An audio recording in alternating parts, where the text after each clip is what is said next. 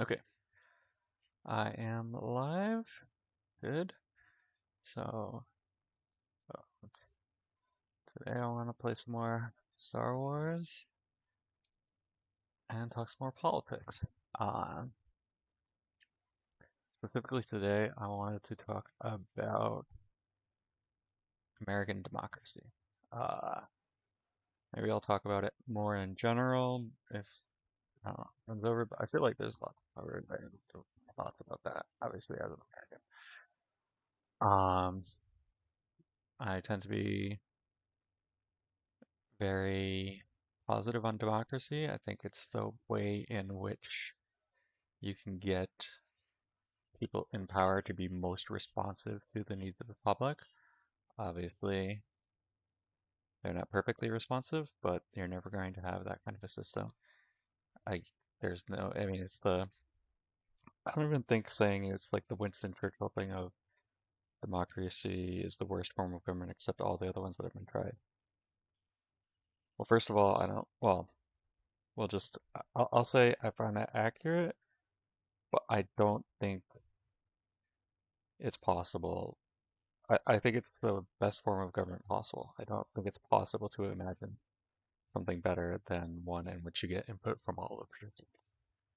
So, yeah, with that in mind, I have a lot of problems with how we have set it up in America that I think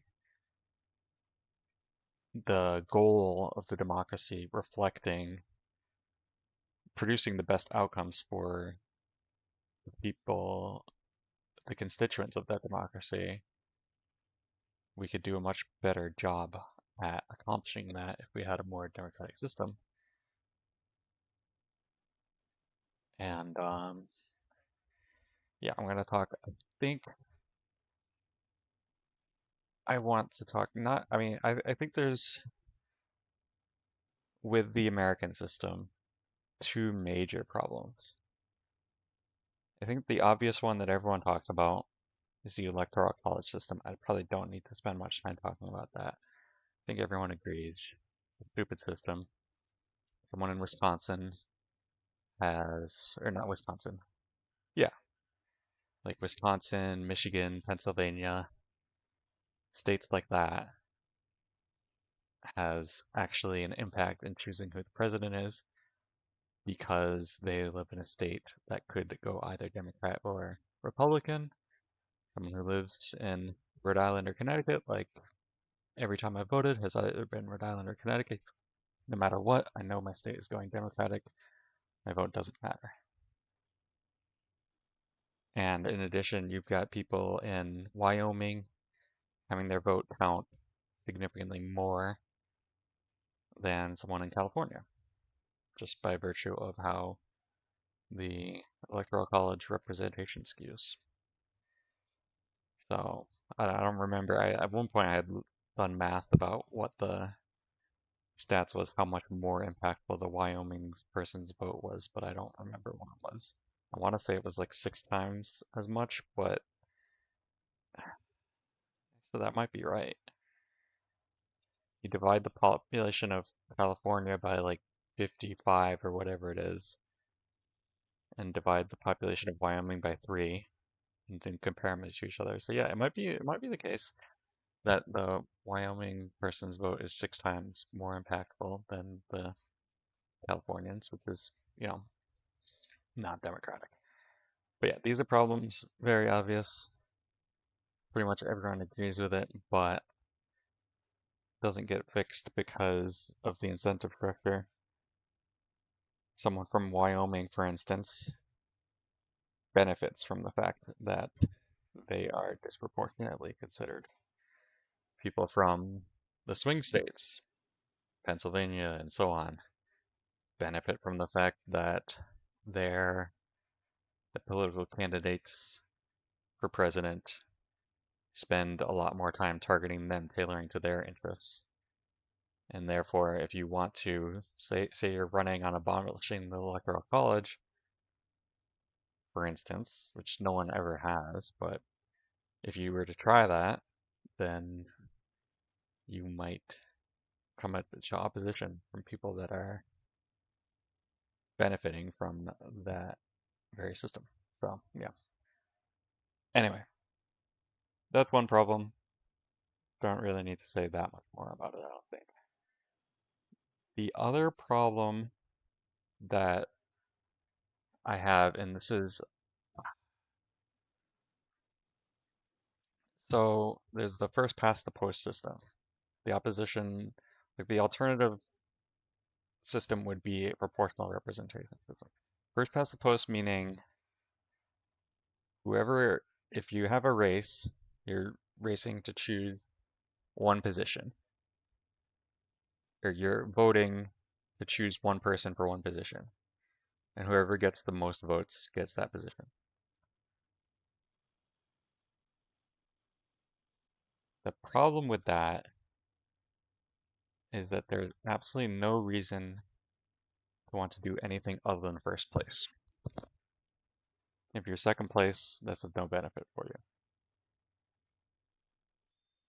So, if there are, you just think of it on a spectrum of right to left. Let's assume that there are 5 political parties, and they're just left to right, 1 through 5. 1 being the most left, 5 being the most right. If, everyone votes for their favorite candidate, perhaps 5 wins. The most right-wing party ends up winning. They have like 22% of the vote. And, 1 through 4 all around like the 17 to 21% margins. Well, 1, 2, and 3 are all going to be kind of pissed like, oh, wait, maybe we should have, I would have rather had 4 even, and I don't like 4, but I would have rather had 4 than 5. And so, but we really don't like 4. What if they just, like they could make the calculation, okay, let's just back 3. If we back candidate 3, both 2 and 1 are going to prefer 3 to 5, and 4 is going to be indifferent. If it's just like, we're just thinking, I mean, it never is this clean, but you get the idea, right? That the electoral goal, electoral math would make sense for those other candidates to drop out and support the candidate that would give them the largest amount of support while still being closer to their interests. And the same would be true in reverse if 1 were to win, or even if like 2 wins, 5 and 4 are going to say, oh, this isn't good. Maybe we should back 4. 1 and 3 are unhappy, but 1 would prefer 2 to 4, and 3 doesn't really care one way or the other. Maybe you have in the next election cycle, it happens that you've got 3 candidates now because 1 and 2 have consolidated, 4 and 5 have consolidated, and 3 just kind of stayed on its own. And now 3 has no support, and 4 wins, something like that.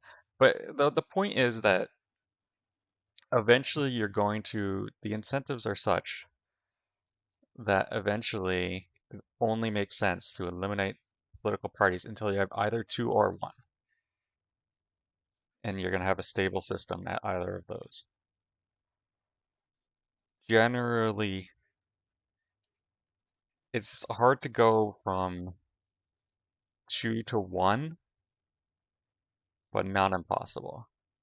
But it's basically once you're at 2, it's pretty much impossible to go to 3 again. Because once you're at a stable system where you've got 2 political parties, a third one breaking out means that you need to overcome the existing structure, which theoretically should each be trying to capture 50% of the population. So that is essentially, I mean, not news to anyone, the system that we have in America, where we have the Democratic Party, the Republican Party, and they're each aiming to, and there's no other party that means that has like any power at all. So if I deploy Vader, does it even make sense to do? What is all immunity to attrition here is canceled. So if I play Emperor, he just dies. But if he doesn't kill Emperor, it's nice. It's a couple extra force, although maybe I do have Emperor and his shuttle at the moment. What if I just played Merit?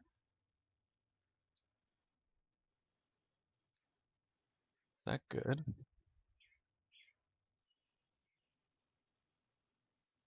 I don't actually know. I probably do want to just play Merit. Or what if I just played P59? No.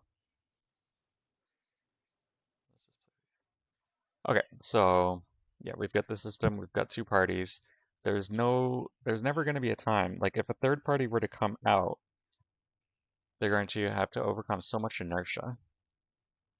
And at most they're getting like what, 5% of the vote? And then all of those people, for instance, let's take the Green Party, obvious example. Year 2000 in Florida, enough people voted for Ralph Nader that if they had voted for George Bush instead, or sorry, if they had voted for Al Gore instead, Al Gore would have won the presidency instead of George Bush. Those people actively harm their interests because they're, as Green Party, should, at least in theory, prefer Gore to Bush. And that's generally the truth.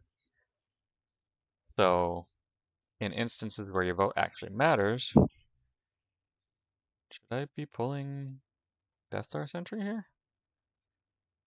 I have absolutely no idea what goes on in this matchup. Let's just find out together. Is Death Star Sentry still a shield? Or did we get rid of it? Or did it get combined into some other shield?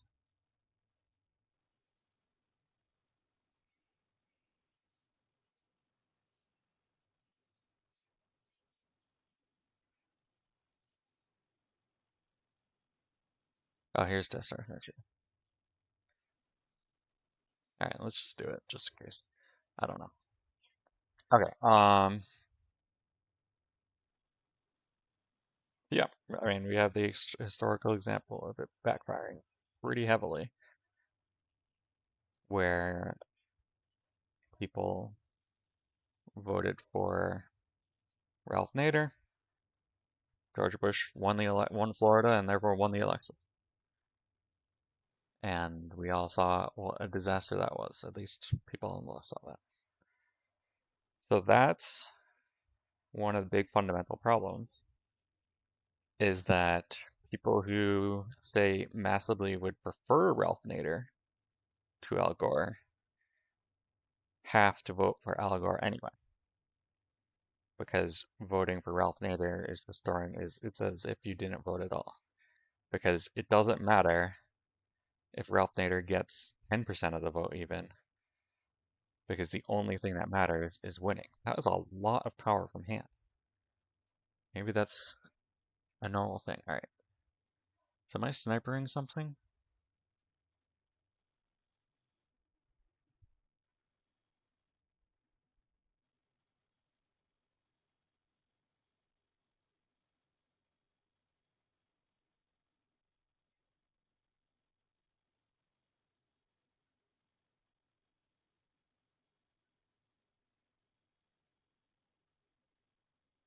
So none of these seem like...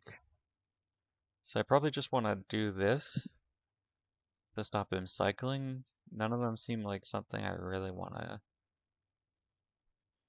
kill more than others, I think. Unless if he's going to start placing spies out of play. How does he place spies out of play again? Is it like the other side of this?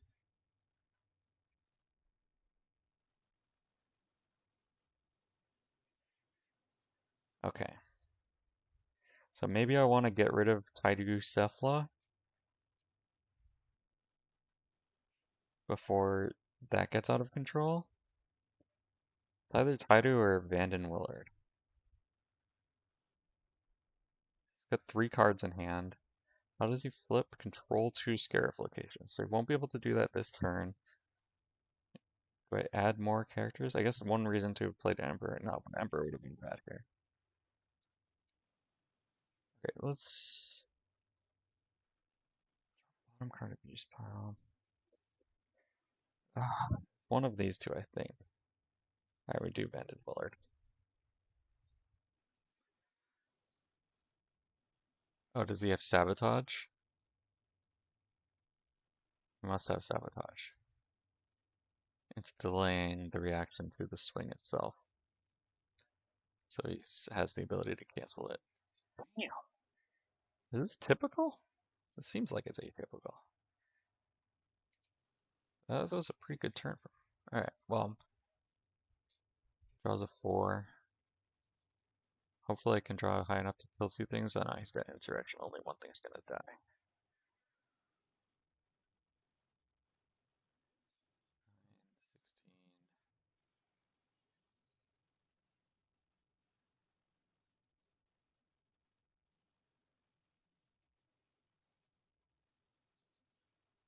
Oh, jeez. That's really good.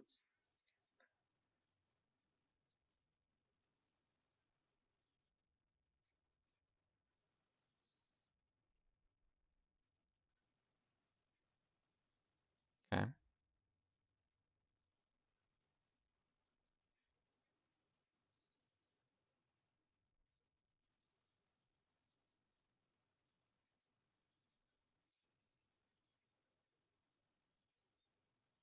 This could be a good turn if I just put these 2 at beach. That's 2 Scarab locations. Okay. So the question is, if I put Emperor down here, I won't have it go into space. Well, Rogue One is here, it is immune to attrition, which is basically going to be always. So Emperor is not even that good in space. I'm not clearing him out, and he just kind of eventually outpowers me, so I just kind of ignore space, maybe? I think that might be actually what I want to do here.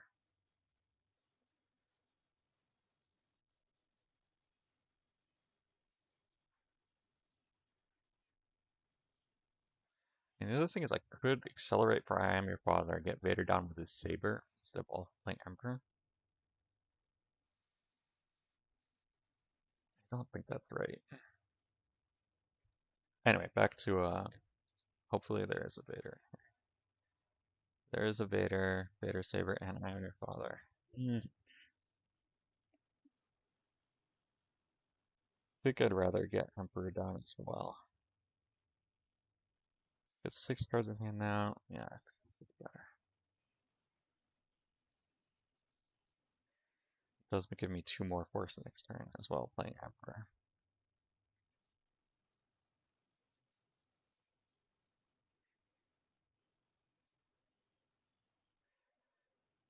So yeah, anyway, you see how the dynamic goes though.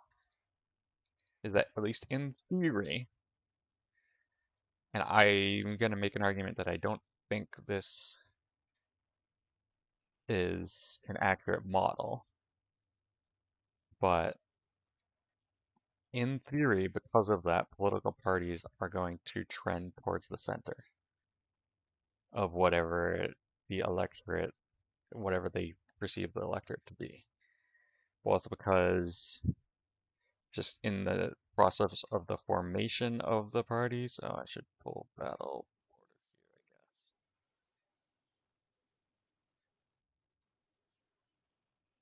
The formation of the parties are going to tend towards the center because the people at the extremes are the ones that are going to be more interested in compromising, nobody's going to compromise toward an extreme.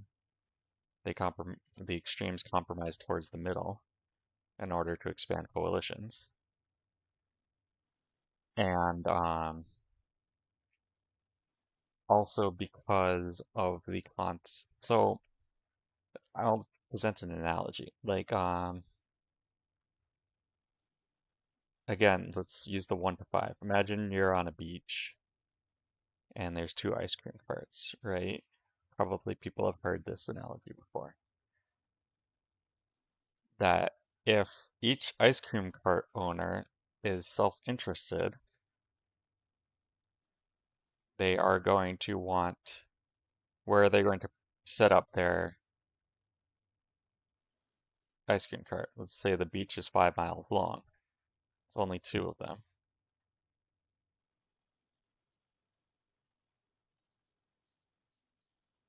You could have maybe coward. Oh, actually, no.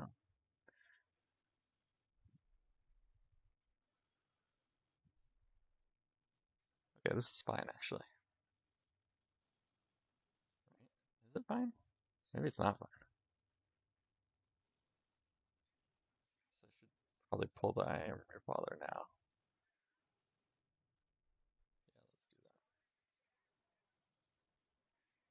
So let's say, just as a starting point, one shop owner, ice cream cart owner, sets their cart up at mile 1, and the other ice cream cart owner sets their cart up at mile 4.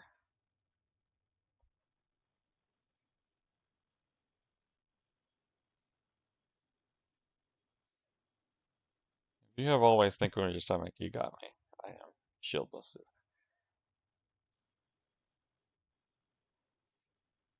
Ice cream cart owner at mile 4, and let's just say the only thing motivated, like, we're making assumptions here, but it's a hypothetical. People at 5, 4, and 3, if their reason for going to, if like the thing that makes them go to an ice cream cart is they're just going to the close one, they don't want to walk too many miles on the beach, they're all going to go to 4. Whereas people on 1 and 2, they're going to go to 1 because that's the closest ice cream cart to them.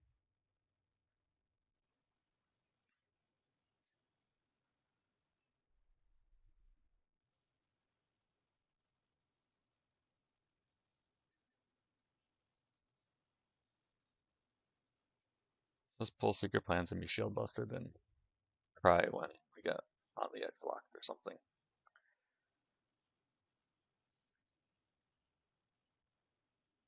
So there's just infinite spies in this deck, right? So does it even make sense to try to kill Jin, play Visage? I mean, maybe.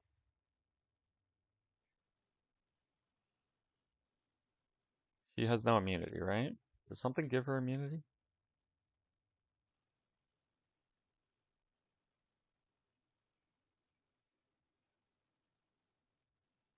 I mean, it does stop a drain of 2, and I do some damage to Visage. Although I can't do Visage right away, because if I forfeit first... Alright, let's just do this. Stops a drain of 2. If we redeploy something, okay, whatever.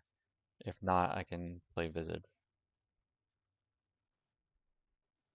Maybe I can cause damage here, I don't know.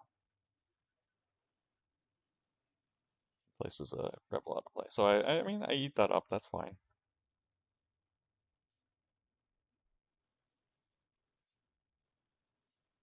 It's probably not going to hit anywhere. Okay.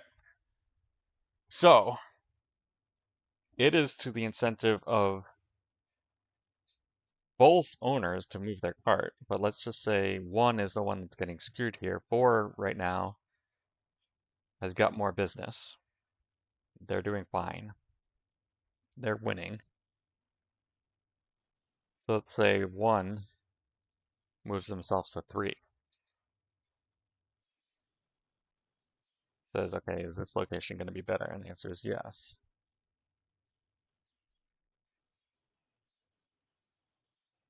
Oh, what was his destiny was 2? I should have just used my immunity and not forfeited. Why did I have to lose a force? Just because she died? Yeah, I should have just lost a force and kept 59. Although that does, yeah, no, I was being silly.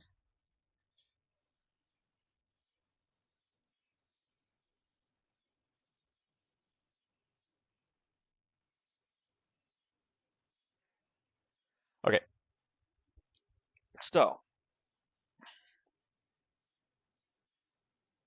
now you've got an ice cream cart at 3 and an ice cream cart at 4. 3 is going to control the market of 1, 2, and 3 now. And yeah, 1, 2, and 3.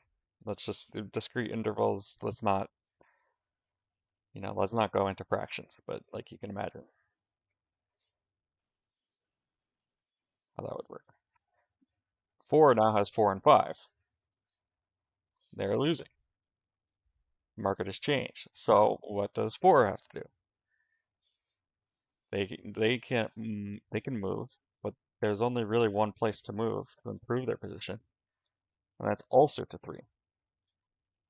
So you end up with a situation where the equilibrium, like the Nash equilibrium, is going to be with both ice cream cart literally right next to each other. Because every time one moves a tiny bit closer to the other one, they're taking customers from the middle. And they think, okay, everyone to the left of me is coming to me. Everyone to the right of me is only coming to me if the space between them and me is less than the space between the other cart and me. And the way to optimize that is for there to be no space in between. And obviously, if they switch positions, like they move past each other, they're still going to want to come back in the same place. Or they're still, this incentive is still going to be next to each other, just in the opposite side. So that's where the equilibrium is. That's the problem. I mean, with like, obviously, if we were designing this for what is the best minecart placement for the beach as itself, that's not it. Because now people from 1 and 2 and 4 and 5 need to walk longer distances. People in 1 and 5 have to walk 2 miles, 2 and 4 have to walk 1. Only 3 is benefiting.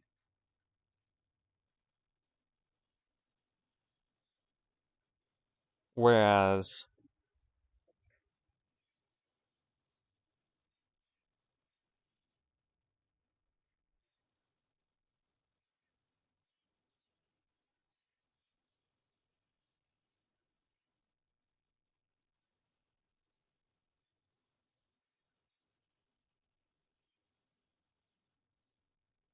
if, you know, if we had like the socially optimal placement, we have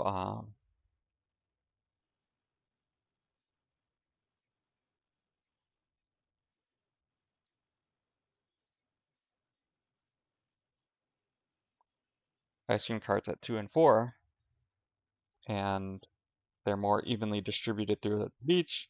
People less have to walk less distance overall. It's better for everyone on the beach except for, all right, sorry, it's better for everyone on the beach, and it's equivalent for the 2 ice cream cart owners. They're both getting half of the business, which is exactly how much they would have if they were in a non-competitive, or if they were in the competitive environment, because they're both at 3 or they're at 2 and 4. Either way, they're splitting it 50-50.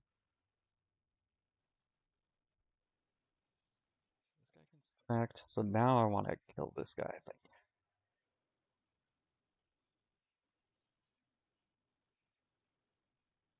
Oh, it's just an attempt to target? It's not even like cancel a destiny?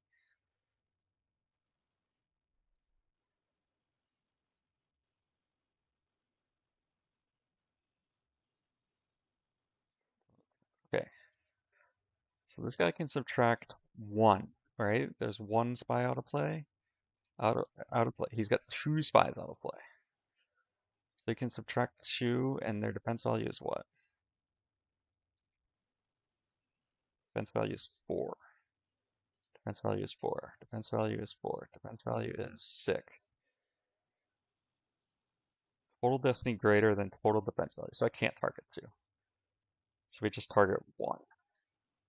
And we'll fire it at this dude.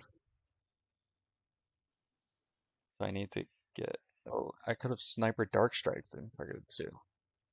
That still seems high. I don't sniper dark strike here. Let's see. This might bite me, but yeah, he has to subtract from this. Okay, he should have subtracted from that. Hope I drew a one, but that's a three, even though it looks like a. Oh wait, no, is this defense value extra one? Oh no, it's not. Okay, so I don't bother snipering that.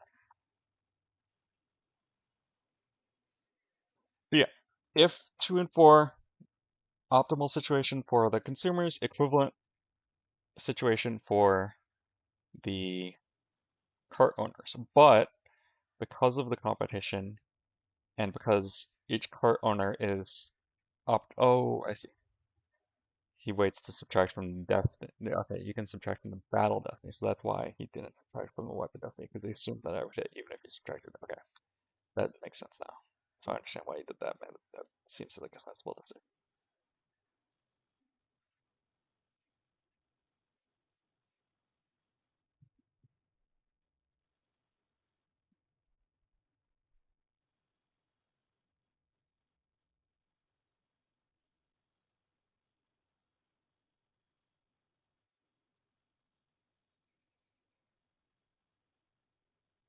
Let's move Vader over also. Probably don't cancel Vanden Willard's game text. Maybe wait for somebody better to come along that I do want to cancel during the battle. Don't let him do the 3PO. So anyway, hopefully you can see where I'm going. Same thing is true about political parties. If you assume that everyone votes, again, we're on the political spectrum from 1 to 5. Everyone is equally likely to vote.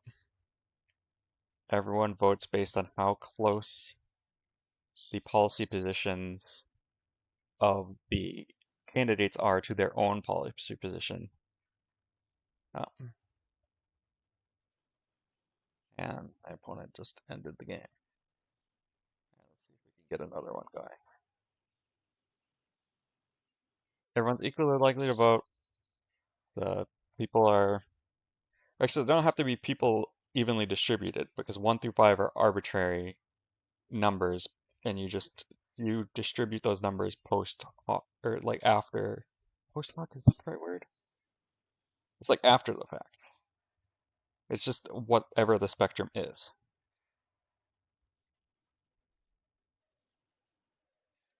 And then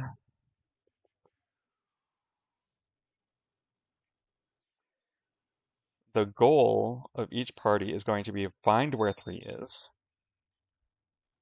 and get as close to there as possible, with the assumption that if you are that people 1, 2, and 3 will all vote for you if you are the Democratic Party, and that 3, 4, and 5, or 1 and 2 will vote for the Democrats, 4 and 5 will vote for the Republicans, and you fight over the threes. And so that you've got the tendency there, at least based on incentives, for both parties to want to congregate at the middle. And that has borne out a little bit. Like, obviously, this is overly simplified, obviously, but does have some fundamental truths to it. Okay, so a lot of little guys, tactical support, trooper assaults, seems more drop and brainy than beat downy. Um, but there's a lot of things that both parties align on. Wonder, does he not play ominous or established secret base, or did he just get unlucky?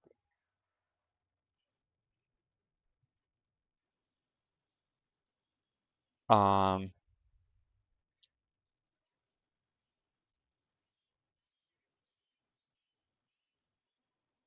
yeah, that's why we've seen Democratic and Republican parties in a lot of ways are very similar to each other.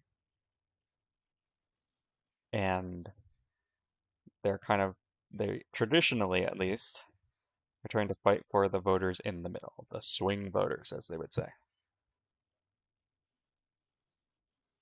And that's where I think they are wrong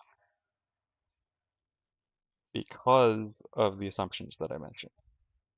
I think there's a lot of inaccuracies in those assumptions. And like evidence that they're wrong is like the 2024 election, right? Or the 2016 election even. You have Donald Trump coming along. Donald Trump in the Republican primary is not a traditional Republican. Very unusual. All the other Republicans are kind of like, they're George Bush, they're Mitt Romney, they're John McCain, they're Bob Dole. They're traditional, like, they are the Republicans that have been running for election for the past, you know, 40 years. Essentially have identical views to each other. Donald Trump comes along, not the case. Super anti-immigrant, but also like pretends to be anti-war, breaks the mold a little bit, moves the party in general. It's not easy to say because it's not like he has a totally coherent ideology, but in general, you would say has moved the party to the right. And so the theory would be as that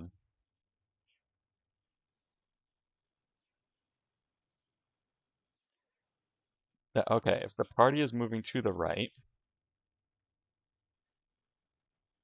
that means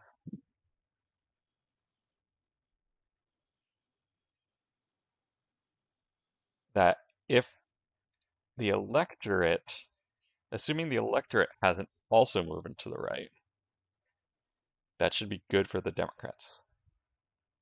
Because now the Republicans are at 4, Democrats are picking up 1 to 3. If the electorate has moved to the right and Trump is, accurately portraying where the middle of the electorate is, then that's going to be good for them. Outrider's here. Do I just Outrider and attack? Presumably he has barrier, but maybe make that play anyway. I mean, he knows I have Falcon. I think I Outrider. I just want to attack space every turn, I'm pretty sure. And try to run out of... I think that's the way to win this match here. So yeah, start with that. Probably am never playing Kessel. Do I play Corellia? I think yes. Hyperspeed 3. It's likely that he'll get stuck at Corellia. So yeah, let's do that. But I don't think that is why Donald Trump ended up winning. All of the polls projecting likely voters thought Hillary Clinton was going to win in 2016. Um, a lot of the polls, it was more even, but it's not uncommon that projections were that Kamala Harris would win in 2024.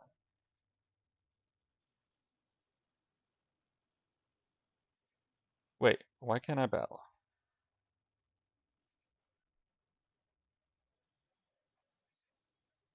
Was this an unpiloted ship?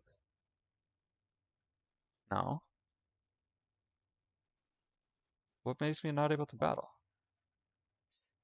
Wait, did I just skip the battle? I thought I didn't have an option to battle in my battle phase. Oh, it was clickable.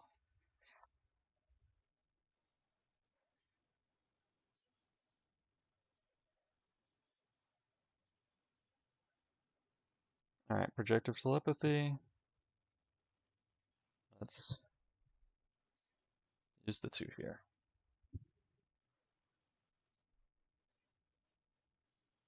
Okay, can't barrier that. That's fine. Hopefully he does not draw the 4 here. This is the 5 power, 2 power. Let's reduce.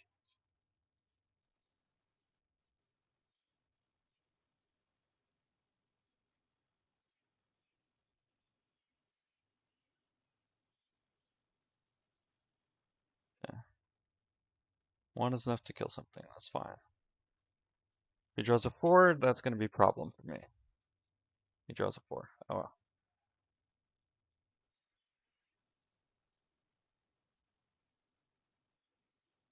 Dash dies. It's still fine though. But yeah, I do take a good amount of damage here. Okay.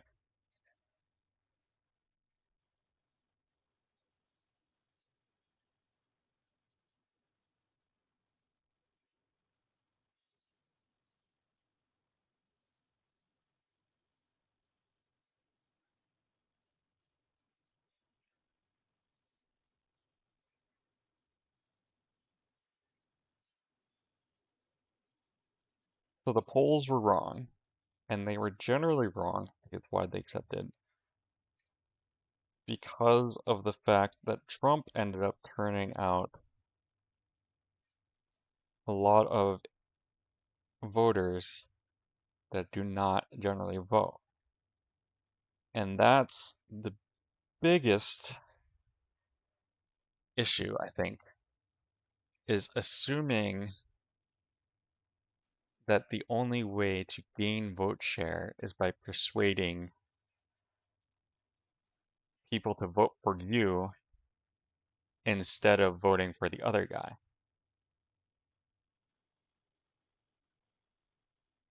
Whereas the assumption could be instead, I need to persuade people to vote at all. And let's get turnout instead, motivating people to vote for me. It might be, in fact, the case that no one on the beach will ever walk more than 1 mile to get their ice cream. In which case, if the two ice cream stands are at 3, they're both getting equivalent business from 2 and 4, but no one from 1 and 5 is traveling to their ice cream stand.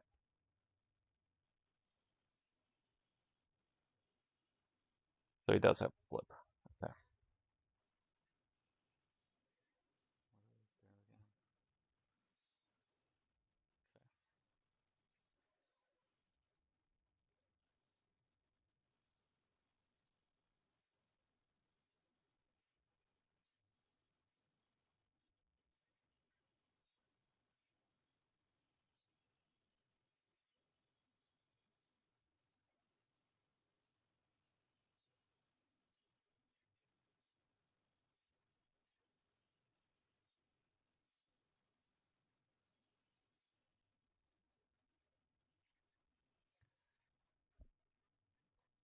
And it's kind of analogous, although not perfectly, with how political parties could work, in that you're not actually motivating people to vote for you just by being in the center. A better electoral strategy might have been to turn out the vote as opposed to convince people that could have voted the other way to vote for you. Now, I understand the temptation to try to swing voters. If you change a Republican to a Democrat, that's essentially two votes. Your opponent has lost one, you've gained one. As opposed to if you change a non-voter into a voter, A, that's like, it's not like a theoretical thing. It's just like an observed thing. So I can't prove this. It's just something that's been observed.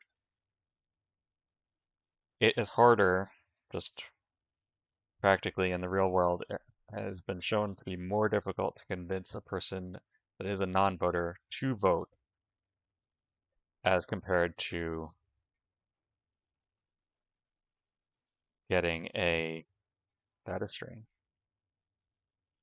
That is very strange. I don't understand that at all. What does that mean? What does that mean?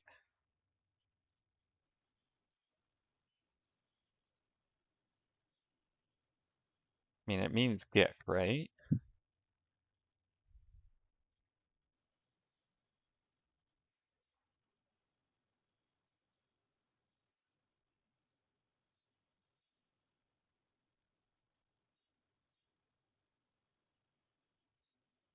Okay.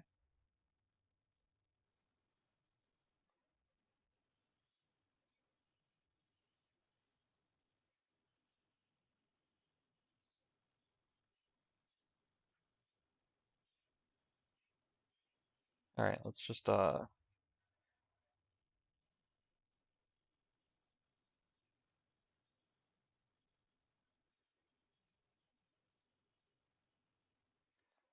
hopefully Han is in here. Han is not in there. That's annoying. I want to battle in space. I don't think I've lost a Dark Glider spin. If I'm flipped,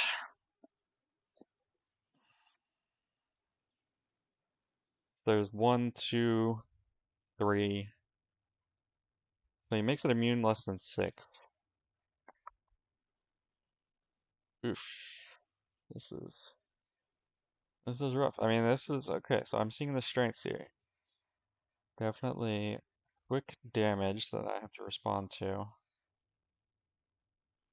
and going to have less than ideal responses.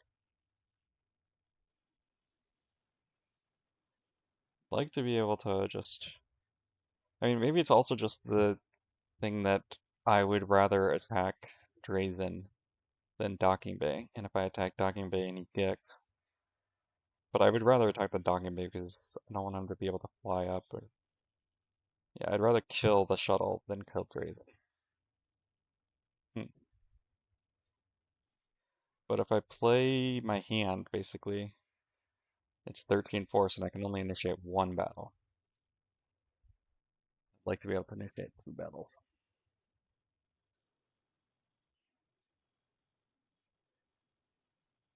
And if I do initiate 1 battle and draw a 5, I can't add 1 to it because of the shield. So I can't even kill Maul and Scimitar here.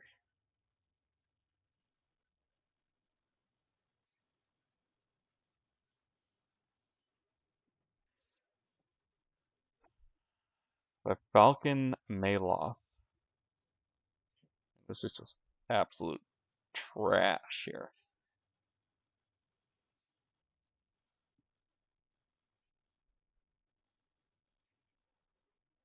If I just play Falcon with Malos in it, I battle. I hope that I draw one of the 3/5s in my deck, heading to the medical frigate, and I have Elor's like here. It's 11. I can save the 3, deploy Chewie as a react. I mean, he probably doesn't walk into that, but even if he does, okay. Probably could have a trooper and a trooper assault, not care. Then he's paying to drain. Maybe fly something up. And then next turn I have no characters hand. Hopefully Han in reserve. But then I still don't have any way to draw a Battle Destiny. Oof. So like, even best case scenario, then what's my next turn response to just fly up Emperor's shuttle? Got an empty Outrider there, and my hand is Kessel, Dodge, Rebel Barrier. Got Falcon, but no Han.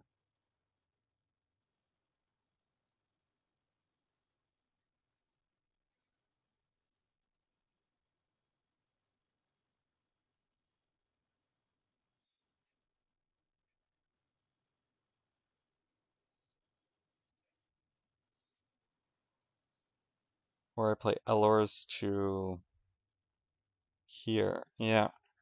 Alright, so it's all bad, but this is the play we have to make. I don't think there's a better play.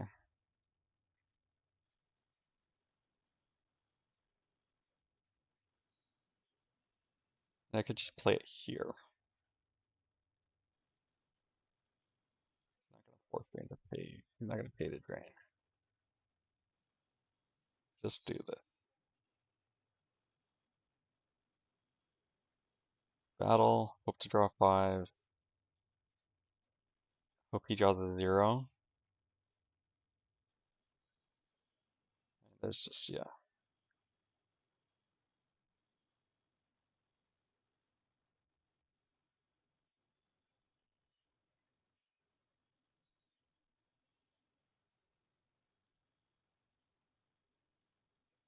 I think no matter how bad this is, I think this is my only play. Okay, there's the 5.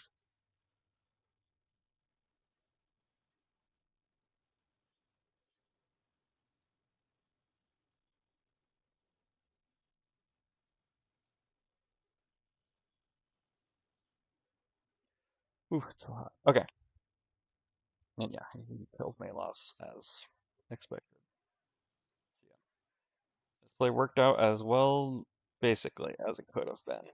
Unless he drew a 0, but he probably doesn't even have another 0 in his deck. And it's still going to be terrible for me.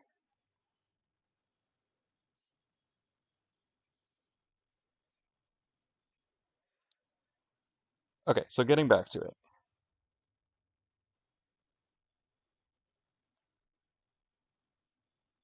Trying to go to the middle assumes that the best strategy is that as opposed to turn it, I think is wrong. It also assumes that people vote based on the proximity of your positions to the candidate. Not always true. A lot of times you'll talk to people who have very different positions, who, are themselves, immigrants, vote for Donald Trump, who have undocumented family members, vote for Donald Trump, and are shocked when their undocumented family members are deported. Think, oh, it would never happen to me. Like the whole leopard eating faces. The thing is that it's not that they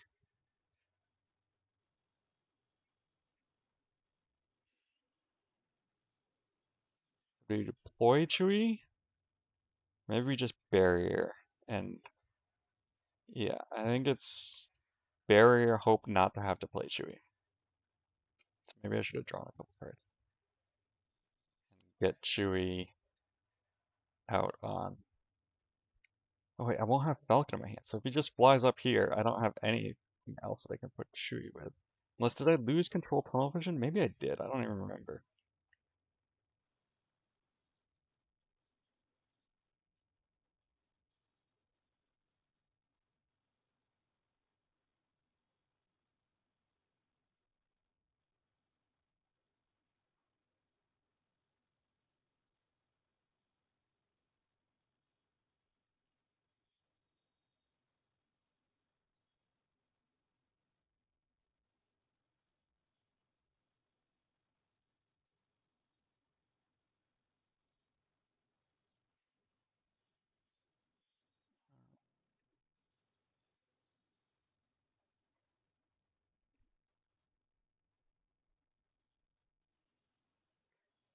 I'll have to go for it.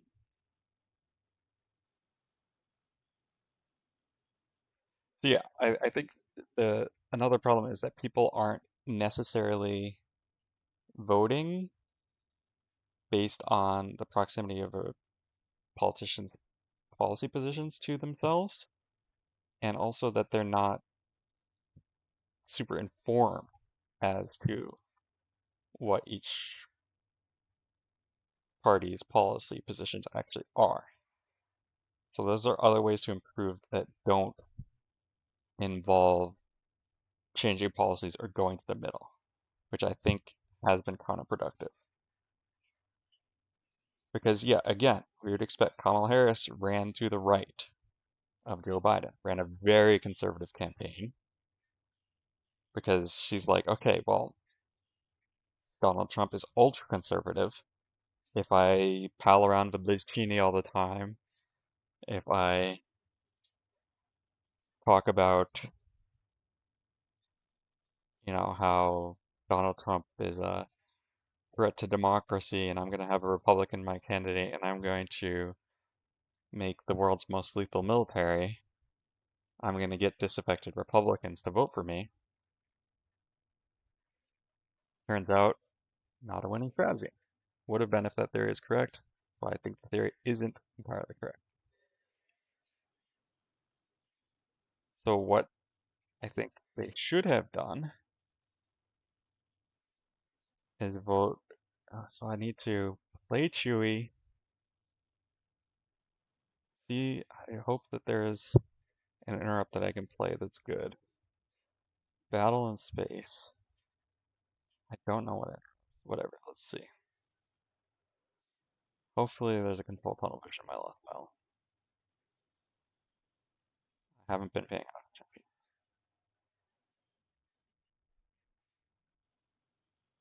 There is not. I can all wings for pulsar skate and hopefully wedge is in reserve. And this is still the play.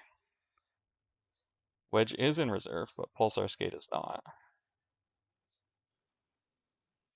think it is okay to concede here.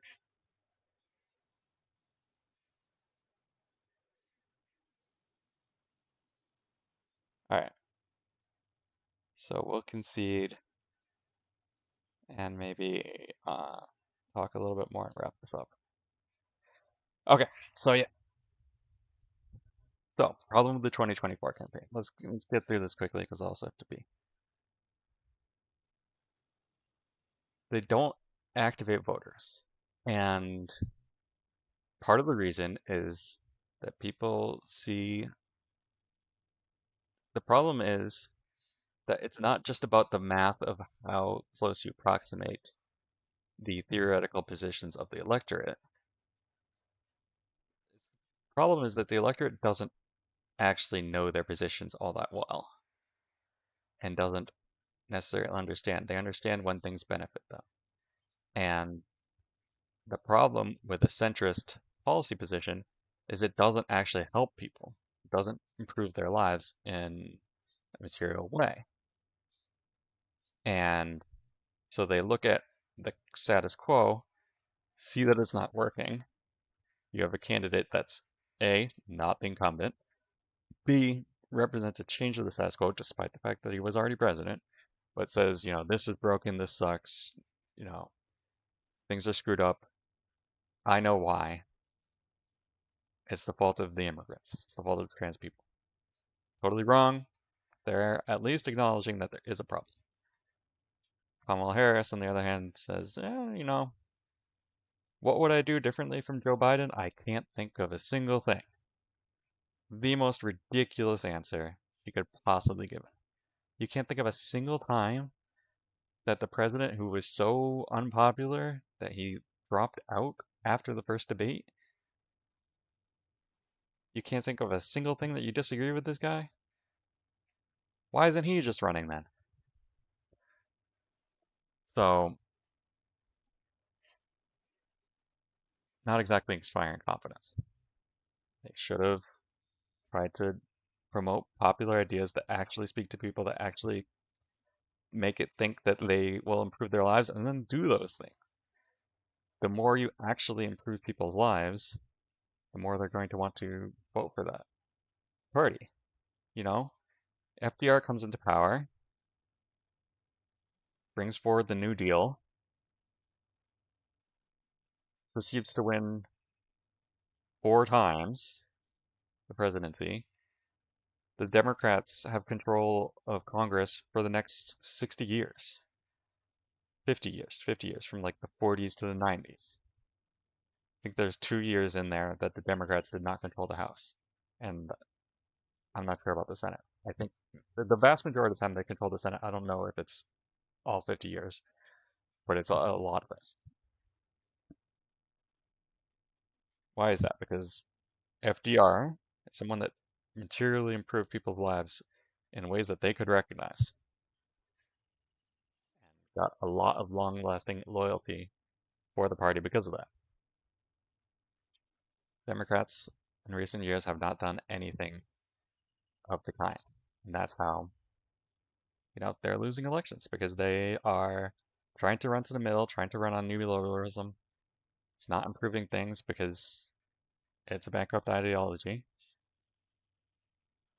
I mean, I'm talking mostly about democracy here. Maybe I'll talk about the merits of the platform some other time, but this is like, I'm more talking, I don't want to diverge too much from the main topic. And yeah, so that was just the failure. And that was the failure, I think, to properly understand why people vote. That was the failure of the campaign. But obviously, either I or probably most of you work for the Democratic Party. So the question is, like for us, what do we do as voters? And here's where it's unfortunate. Because I do think that it is right that like the calculation is well, the calculation that people should make. They don't make it, but they should be making. I will vote for the ice cream stand that is closest to me. I will vote for the lesser evil. Personally, where I stand politically, I would say it's reductionist. It doesn't work in like 2 dimensions like on the beach, but like I'm about as far to the left of Bernie Sanders as Bernie Sanders is to the left of Donald Trump. Maybe there's a little bit more distance between Trump and Sanders than Sanders and me. But that's the idea.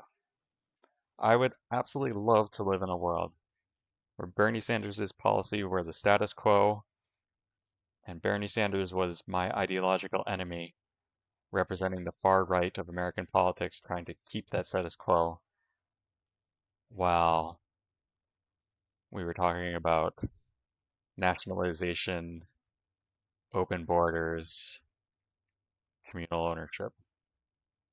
Those were the topics of the day. Internationalism. But, we're not there. Because we're not there, I'm voting for whoever is to the left of Donald Trump. If it's Kamala Harris, I'm voting for Kamala Harris. Of course, going back to the electoral college system, I live in Rhode Island right now. Rhode Island, always going to be won by Kamala Harris. My vote doesn't matter. It's just a messaging tool. And with that in mind, given that my vote doesn't matter, my philosophy for voting is it's a messaging. So I want to convey the message that I want my political party to be as left as possible. So I vote for the best left-wing candidate I can. In the past, this has been Jill Stein, Green Party, Cynthia McKinney. I voted for Cynthia McKinney in 2008, Jill Stein 12 and 16. 2020, I was worried that Donald Trump would try to steal the election, rig the election, so I actually did vote for Joe Biden, even in Rhode Island, because of that. Turns out I was kind of right about that. Oh, and then in 2024, I voted for Claudia de la Cruz. Jill Stein has lost me completely. I will never vote for Jill Stein again. But I don't know. We'll see. 2028 might end up voting for the Democratic Party again because I am worried about the integrity of elections under a Trump presidency. Trump is the incumbent. Maybe calculations other than messaging have to be taken into play. But in general, I think in theory, you should use your vote as a messaging tool unless you actually are one of the lucky ones that live in a state where your vote matters. So my rule of thumb, at least on the presidential level, if you are in a deep red state, you want to communicate that you want that government overall to move to the left, and the way that you communicate that is by voting for the Democratic Party. You want to have the margin of victory for the Republicans be as narrow as possible so as to encourage that to further. If you live in a swing state, you definitely vote for the Democratic Party because you actually want to affect the outcome. Maybe it will. Florida was, what, 500 votes in 2000? If more people had done it, very different world right now. And if you live in a deep blue state, you want to communicate that you want the Democratic Party itself to move to the left, so you should vote third party for whatever left party. I voted for PS, Party of Socialism and Liberation, Claudia de la Cruz. Anyway, that's my thought. And then I think in terms of other elections, down ticket from that or other elections, you vote for, most of the time, those things are going to be more likely to be actually contested races. Should always vote for the Democrat or vote for the most left-wing candidate that has a potential to win. And that goes for wherever you are, deep blue, deep red, centrist. I mean, that's me. Like, I want you to do that. I want everyone to do that. But like, if I were a right winger, I'd just have the exact opposite. Like, I think either way, you should use your vote as a messaging tool and possibly a chance to affect change in the instances where you're in a race where that is a possibility. And in terms of in presidential elections, the only time that those of us in non-swing states have a chance to affect outcomes is in primaries, which again, I think should be voted in as the individual. Like you try to get the best candidate for you, which to me is always, always going to be the most left-wing issue. There is never a situation where any politician running for any office anywhere in the world has been too far left for me. It just has not happened. I imagine there are instances where there are positions that exist that are to the left of things I believe in. It's the minority of positions. I have never met a person that I would say is to the left of me. And so certainly there is not a politician that would be true of. But, it could happen. You know, day's still young, night's still young, whatever, the saying is. But yeah, anyway, that's what I think the strategy should be as a voter, is you vote for whatever the lesser evil is, the best candidate is. If Donald Trump was running against Adolf Hitler, I'm voting for Donald Trump.